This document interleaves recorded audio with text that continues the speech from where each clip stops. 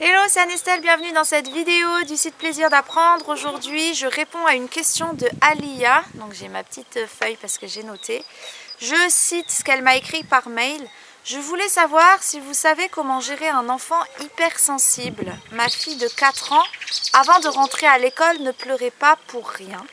Depuis qu'elle est rentrée à l'école, elle est très sensible à tout. Dès qu'on lui dit quelque chose, elle se vexe.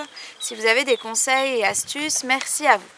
Alors du coup aujourd'hui on va parler hypersensibilité et le lien du coup qu'il y a entre l'hypersensibilité, la mauvaise gestion des émotions et les apprentissages, parce qu'évidemment les deux ne font pas bon ménage. Donc je vais d'abord vous présenter quelques petits points pour comprendre l'hypersensibilité et mieux comprendre du coup le contexte pour Alia et sa fille de 4 ans, mais ça va sûrement vous parler à vous aussi, même si vos enfants sont plus grands et même si vos enfants ne sont pas scolarisés, voilà. Puis après je vous présenterai 3 astuces pour pouvoir mieux vivre l'hypersensibilité. Alors pour comprendre l'hypersensibilité, le premier point que j'aimerais vous citer, c'est le fait que les enfants en bas âge n'ont pas le cerveau qui est entièrement développé pour pouvoir gérer au mieux leurs émotions. Donc c'est normal que des enfants de moins de 3 ans, des enfants de moins de 6 ans aient du mal à gérer leurs émotions. Donc plus l'enfant va grandir, plus ce sera facile pour lui de gérer ses émotions, et donc les crises de larmes, les crises de colère, normalement s'estompent progressivement à partir de 7-8 ans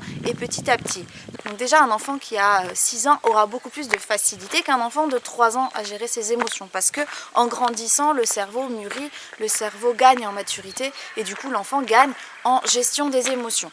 Donc déjà voilà, il faut vraiment tenir compte de ça pour comprendre que les enfants en bas âge, c'est pas de leur faute si ils n'arrivent pas à gérer leurs émotions, et qu'on est censé être là pour les aider à le faire et à apprendre tout simplement progressivement. Le deuxième point que j'aimerais aborder avec vous, c'est que tous les enfants ne sont pas égaux face à l'hypersensibilité. Il y a des personnes, dans leur caractère, dans leur ressenti, qui sont beaucoup plus sensibles que d'autres. Et ça, malheureusement, on ne peut rien y faire. C'est un petit peu au pif, au hasard. Et donc, il faut apprendre à tenir compte de ces enfants quand ils ont plus de fragilité à ce niveau-là, en sachant qu'il y a des adultes aussi qui ont aussi plus de difficultés à gérer leurs émotions que d'autres. Donc peut-être Alia que votre fille a ce problème-là. En tout cas ce problème, c'est pas un problème en soi, parce que ça fait partie du caractère, et une personne qui a plus de sensibilité aura aussi beaucoup plus d'empathie et va pouvoir utiliser ça à bon escient pour pouvoir aider les autres. En général, ce sont des personnes qui s'orientent vers des métiers qui viennent en aide aux autres. Donc c'est pas forcément négatif, mais par contre au début, si c'est mal géré et mal compris, l'enfant peut vraiment se laisser submerger par ça, et c'est compliqué en tant qu'adulte, surtout si en tant que parent on n'est pas hypersensible, et ça l'est peut-être encore plus quand les parents eux-mêmes sont hypersensibles mais ont une hypersensibilité qui est différente. Donc du coup ça rentre un petit peu en conflit, en confrontation, et donc voilà. Mais il faut en tenir compte. Et enfin le troisième point qui est très important pour moi au niveau de l'hypersensibilité, c'est que l'école et tout l'environnement va accentuer cela. Donc Alia précise dans son mail que c'est depuis que sa fille est entrée à l'école que ça a, entre guillemets, déclenché beaucoup plus de crises, de larmes, de colère, ou je sais pas, en tout cas une hypersensibilité, sa fille se vexe, etc.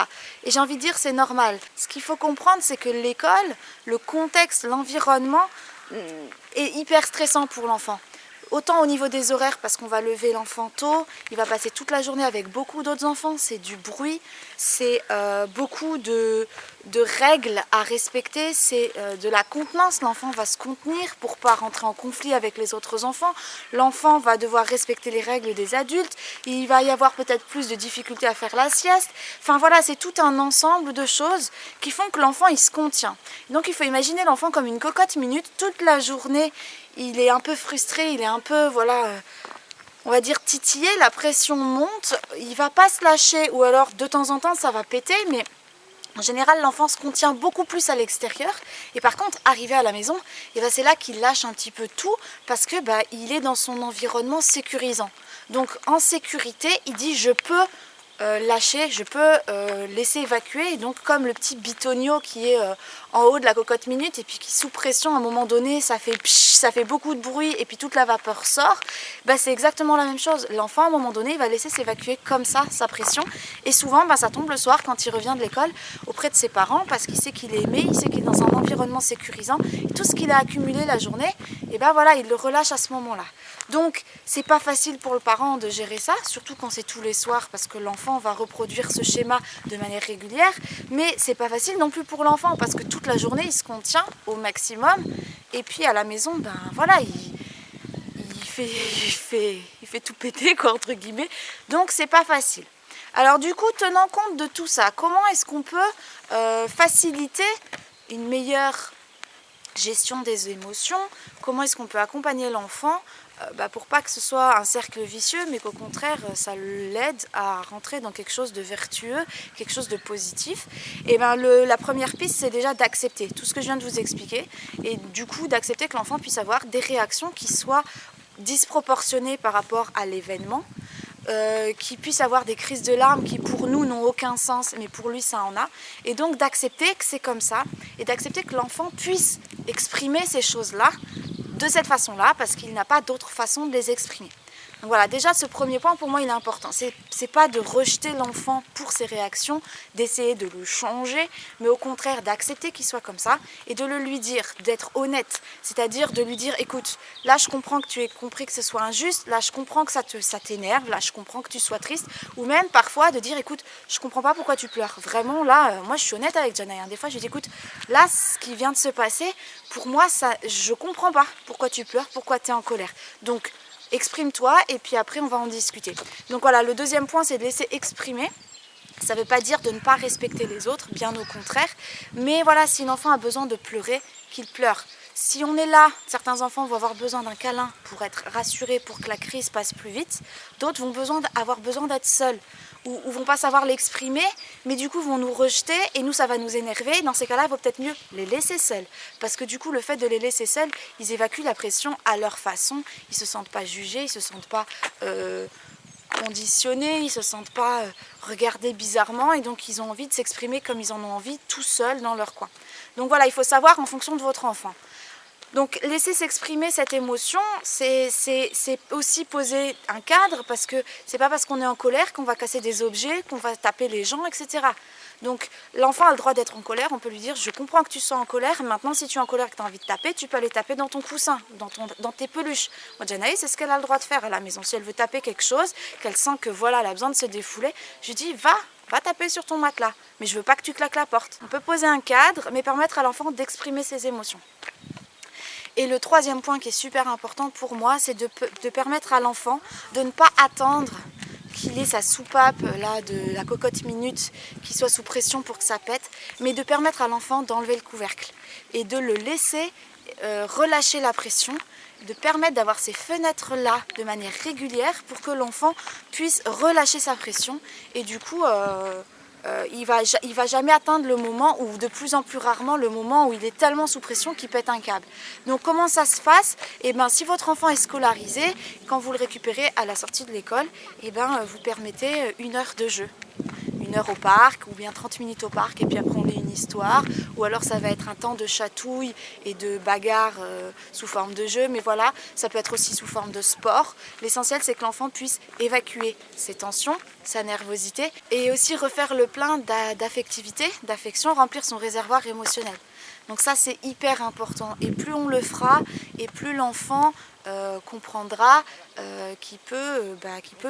qu'il a le droit d'être en colère, qu'il a le droit d'être énervé, mais plus c'est pris tôt et moins c'est important en fait, moins ça a d'importance. Voilà, si vous voulez aller plus loin dans ce domaine-là, parce que l'hypersensibilité a forcément une incidence sur l'attention et la concentration que l'on va avoir au niveau des apprentissages, et c'est très important de comprendre qu'au niveau du cerveau, si on a des émotions négatives, ça prend toute l'attention, toute la concentration, ça prend toute la place. Donc il est impossible de se concentrer sur un apprentissage ou sur n'importe quelle tâche si dans notre tête on est bouffé étouffé par de la tristesse, par de la rancune, par un sentiment d'injustice, etc.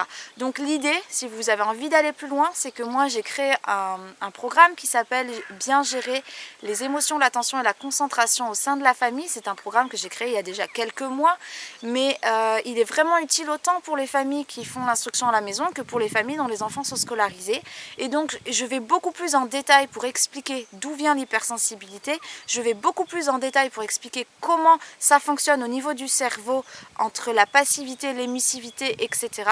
Et puis surtout, je vous fournis 24 exercices pratiques pour pouvoir utiliser au quotidien, pour pouvoir mieux se concentrer, pour pouvoir se débarrasser d'une émotion négative et puis faire le défocus en fait, se décentrer petit à petit d'un problème et puis comment mieux gérer ses émotions, etc. Donc voilà, c'est sous forme de fiches, il y a plein d'exercices, vous pouvez tous les essayer et trouver ceux qui correspondent le mieux à vos enfants ou même à vous-même, parce que c'est pas parce qu'on est adulte qu'on a forcément toujours la meilleure façon de faire. Donc voilà, je vous remets le lien maintenant. Vous pouvez simplement cliquer et avoir les informations. Je le remets aussi dans la description de la vidéo. Et puis si vous avez des questions par rapport aux apprentissages pour pouvoir faire d'autres vidéos, n'hésitez pas à me les poser en commentaire ou alors sous forme de mail. Et puis moi je ferai des vidéos pour vous répondre tout simplement. Voilà, j'espère que cette vidéo vous a plu. N'hésitez pas non plus à télécharger mon guide 20 astuces pour cultiver le plaisir d'apprendre chez vos enfants. Il suffit de remplir votre prénom et votre adresse mail, c'est 100% gratuit. Et donc vous recevrez ensuite par mail d'autres astuces et d'autres conseils pour favoriser les apprentissages auprès de vos enfants dans le plaisir et dans le fun. Voilà, j'attends vos avis par rapport à cette vidéo. N'hésitez pas à donner votre expérience et votre avis. Et puis moi je vous dis à très vite pour la suite.